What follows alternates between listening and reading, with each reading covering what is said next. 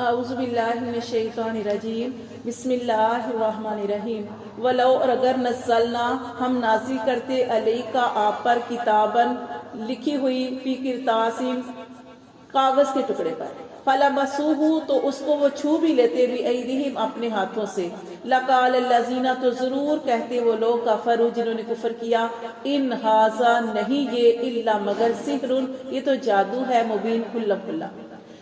دیکھیں ایک تو وہ اعتراض یہ کرتے تھے کہ یہ جتنے انبیاء کرام آئے ان کے پاس نا لکھے ہوئے صحیفے آتے تھے، لکھی ہوئی کتاب آتی تھی، یعنی جیسے شریعت ملتی تھی تو کتاب کی صورت میں، یا جیسے موسیٰ علیہ السلام کے بارے میں پڑھا تختیاں تھی تو وہ بھی لکھی ہوئی تھی، لیکن نبی صلی اللہ علیہ وسلم کے اوپر اس طریقے سے کتاب نازل نہیں ہوئی۔ آپ سے پر وحی آتی تھی اور وہی جو بھی وحی نازل ہوتی تھی سب کو پتہ چل جاتا تھا۔ اگر آپ صلی اللہ علیہ وسلم مجلس میں بیٹھے ہوتے تو دوسروں کو بھی پتہ چل جاتا کہ آپ کے اوپر وحی نازل ہو رہی ہے، آپ کی کیفیت سے پتہ چل جاتا تھا۔ اور پھر جو بھی کوئی وحی نازل ہوتی تھی تو اس وقت صحابہ کرام آپ کے پاس بیٹھے ہوتے تھے تو وہ اس کو فوراً لکھ لیتے تھے، ٹھیک ہے۔ تو حالانکہ ایک جگہ پہ یہ بھی ہے کہ نبی صلی اللہ علیہ وسلم جو وحی نازل ہوتی ہے اس کو بار بار جو تھے دہرا رہے تھے، تو اللہ کی طرف سے قرآن مجید میں ہے کہ اللہ کی طرف سے یہ بھی حکم آ گیا کہ اے نبی صلی اللہ علیہ وسلم آپ اس کو بار بار نہ دہرائیں، یاد کروانا، آپ کو یاد رکھنا وہ ہمارے ذمہ ہے۔ آپ کو جو بھی اللہ تعالیٰ کی طرف سے حکم یا وحی نازل ہوتی ہے اس میں سے کچھ بھی نہیں بھولیں گے۔ تو یہاں پہ ان کو یہ بھی اعتراض کرتے تھے کہ جیسے پہلے نبیوں کے اوپر لکھی ہوئی کتاب آئی ہے آپ کے اوپر کیوں نہیں آتی، ٹھیک ہے۔ وہ ان سے یہی کہا جا رہا ہے کہ اگر وَلَوْ نَزَّلْنَا عَلَيْكَ کتاباً اگر ہم ان پر کتاب آپ صلی اللہ علیہ وسلم پر کتاب نازل کریں، کتاباً فی قرطاسٍ لکھی ہوئی ہو، ٹھیک ہے، کاغذ کے ٹکڑے پر لکھی ہوئی کتاب بھی نازل کریں، فَلَمَسُوهُ اللہ فرماتے ہیں اس کتاب کو وہ اپنے ہاتھوں سے پکڑیں اور اس کو دیکھ بھی لیں، چھو بھی لیں، بِأَیْدِہِمْ اپنے ہاتھوں سے، لَقَالَ الَّذِينَ تو ضرور کہیں گے وہ لوگ کفروا جنہوں نے کفر کیا ان ھذا نہیں یہ الا مگر سحر مبین یہ تو کھلا کھلا جادو ہے۔ جیسے میں نے کل بھی آپ کو بتایا تھا کہ نبی صلی اللہ علیہ وسلم سے انہوں نے کیا کہا کہ چاند کے 2 ٹکڑے کر دے، چاند کے 2 ٹکڑے ہوئے، دیکھے، سب نے دیکھے، تو کیا کہا ہماری آنکھوں پہ اس نے جادو کر دیا۔ تو یہ یعنی کہ اللہ فرماتے ہیں کہ نہیں مانیں گے، جو بھی مطلب اعتراض جو بھی اول چیز ہوئی ہے کہ فوراً ایمان لے آتے، لیکن جو لوگ اعتراض کرتے ہیں اللہ فرماتے ہیں ان کو ہدایت نہیں ملتی، وہ ایک سوال کے بعد دوسرا سوال کرتے ہیں۔ تو اللہ فرماتے ہیں وہ ضرور کہیں گے کہ یہ تو جادو ہے کھلم کھلا، وَقَالُوا اور وہ یہ بھی کہیں گے لَوْلَا أُنزِلَ کیوں نہیں نازل کیا گیا علیہ اس پر ملک کوئی فرشتہ، کہ یہ نبی صلی اللہ علیہ وسلم اگر اللہ کے نبی ہیں تو ان کے ساتھ کوئی فرشتہ کیوں نہیں آیا۔ ولو اور اگر اللہ فرماتے ہیں ولو اور اگر انزلنا ہم نازل کرتے ملکن فرشتہ لقضی الامر تو پھر تو فیصلہ ہی ہو جاتا کام کا۔ کیونکہ فیصلہ کیوں ہو جاتا کہ کیا فرشتے کب آئیں گے؟ قیامت والے دن، جب یہ زمین آسمان ختم ہو جائے گا تب اللہ اور اللہ کے فرشتے آئیں گے، یہ سارا نظام ختم ہو جائے گا۔ اور ویسے بھی اللہ تعالیٰ نے انسانوں میں سے انسانوں کو ہی نبی بنا کر بھیجا، اور اس کی وجہ آپ جانتے ہیں کیونکہ انسانوں کے دکھ مسائل وہ انسان ہی سمجھ سکتے ہیں، فرشتے نہیں سمجھ سکتے، کیونکہ فرشتے نہ تو کھاتے ہیں، نہ پیتے ہیں، نہ سوتے ہیں، نہ ان کو وہ تو نور سے پیدا ہوئے، ان کو ان چیزوں کا نہیں پتا۔ تو اس لیے اللہ تعالیٰ فرماتے ہیں کہ اگر ہم نازل کرتے ملکن فرشتہ لقضی الامر تو پھر تو کام ہی ہو جاتا۔ اور آپ دیکھیں کہ جتنے بھی جیسے ابراہیم علیہ السلام کو خوشخبری سنانے کے لیے فرشتے آئے، بڑھاپے میں اللہ تعالیٰ نے ان کو اولاد کی خوشخبری سنائی، قرآن مجید کے اندر واقعہ ہے کہ ابراہیم علیہ السلام کے پاس فرشتے آئے انسانی شکل میں۔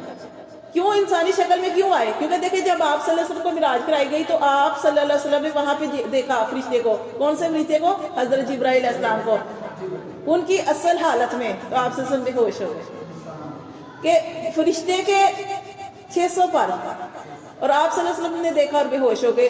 تو مطلب کہ انسان جو ہے وہ نہیں دیکھ سکتا، اس لیے اللہ تعالیٰ نے ابراہیم علیہ السلام کے پاس جو فرشتے آئے تھے ان کو خوشخبری سنانے کے لیے وہ انسانی شکل میں آئے تھے اور ان کو خوشخبری سنائی تھی، اور اسی طرح لوط علیہ السلام کے پاس بھی وہی فرشتے گئے تھے۔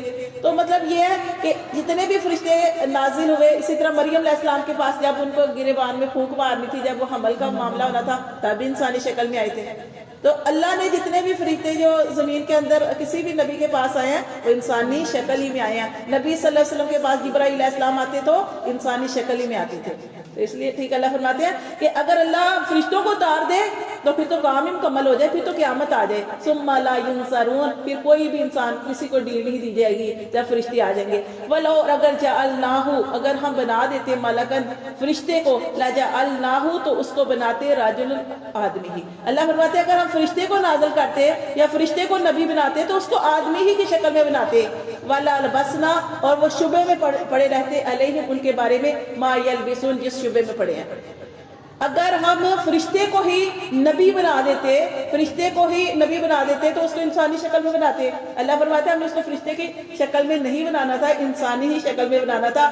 اب بھی جس شعبے میں پڑے ہیں تب بھی اسی شعبے میں پڑے رہتے ہیں، یعنی تب بھی انہوں نے اس طرح کی باتیں کرنی تھی. اللہ فرماتے ہیں وَلَقَدِ اسْتُهْزِئَ، اور البتہ تحقیق مذاق اڑایا بِرُسُولٍ رسولوں کا انہوں نے من قبل کا آپ سے پہلے. یہاں پہ آپ صلی اللہ علیہ وسلم کو تسلی دی جا رہی ہے کہ آپ پریشان نہ ہو، آپ سے پہلے بھی جتنے انبیاء کرام آ چکے ہیں ان کی امتوں نے اپنے نبی کے ساتھ ایسے سلوک کیا تو آپ نے پریشان نہیں ہونا.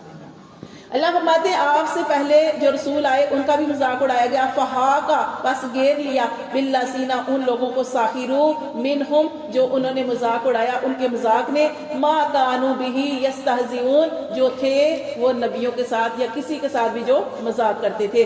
قل آپ صلی اللہ علیہ وسلم فرما دیجئے سیرو چلو پھرو فی الارض زمین میں، ثم انظروا پھر تم دیکھو کیف کان کیسا ہوا عاقبۃ المکذبین جھٹلانے والوں کا انجام کیا ہوا. قل آپ صلی اللہ وسلم کہہ دیجئے لمن ما فی السماواتی کس کے لیے ہے جو آسمانوں میں ہے والارض اور زمین میں ہے. قل کہہ دیجئے للہ اللہ ہی کا ہے، اللہ ہی کے لیے ہے. کتب علی نفسہ الرحمہ اللہ وہ ذات ہے کہ جس نے لازم کر لی ہے اپنے ذمے پر رحمت. یعنی اللہ تعالیٰ جیسے حدیث میں بھی آتا ہے کہ اللہ کی رحمت کے 100 حصے ہیں، اللہ کی رحمت کے 100 حصے ہیں، 100 میں سے صرف ایک حصہ اللہ نے رحمت کا دنیا میں نازل کیا ہے. جیسے وحشی جانور، جیسے ماں باپ کے دل میں محبت ہوتی ہے اولاد کے لیے، ایک حصہ پوری دنیا کے اندر نازل کیا، انسانوں کے اندر، چرند پرند کے اندر، جنات کے اندر. آپ نے دیکھا جنات بھی سارے سرکش نہیں ہوتے، جنات میں سے بھی مسلمان ہوتے ہیں. اسی طرح آپ نے پرندوں کے اندر محبت دیکھی ہوگی اپنی اولاد کے لیے، ٹھیک ہے. اسی طرح وحشی جانور بھی اپنی اولاد سے محبت کرتے ہیں. تو یہ اللہ کی رحمت کا ایک حصہ ہے. باقی 99 حصے اللہ نے اپنے پاس رکھے ہیں. وہ قیامت والے دن اللہ تعالیٰ اتنے مہربان ہوں گے مسلمانوں کے اوپر. تو اللہ فرماتے ہیں کہ اللہ نے اپنے ذمے جو ہے وہ رحمت لازم کر لی ہے.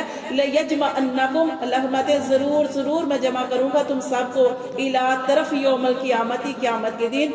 لا ریب فی وہ دن ایسا دن ہے کہ اس کے آنے میں کوئی شک نہیں ہے. اللہ سینا اور وہ لوگ خاسرو جنہوں نے نقصان اٹھایا انفسہم اپنی جانوں کا، فہم بس وہ لا یؤمنون وہ یقین نہیں رکھتے، ایمان نہیں رکھتے، یعنی وہ اس کو نہیں مانتے. وَلَهُ اور اسی کے لیے ہے ما ساکانہ جو کچھ بسا ہوا ہے فی اللیل رات میں والنہار اور دن میں. اللہ ہی کے لیے ہے جو کچھ آسمانوں میں ہے جو کچھ زمین میں ہے. اللہ فرماتے ہیں جو کچھ بھی آباد ہے، ما ساکانہ کا مطلب ہے کہ جو کچھ بھی بسا ہوا ہے رات میں اور دن میں. وَهُوَ السَّمِيعُ الْعَلِيمُ اور وہ اللہ تعالیٰ کی ذات وہ سننے والی اور خوب خوب جاننے والی ہے.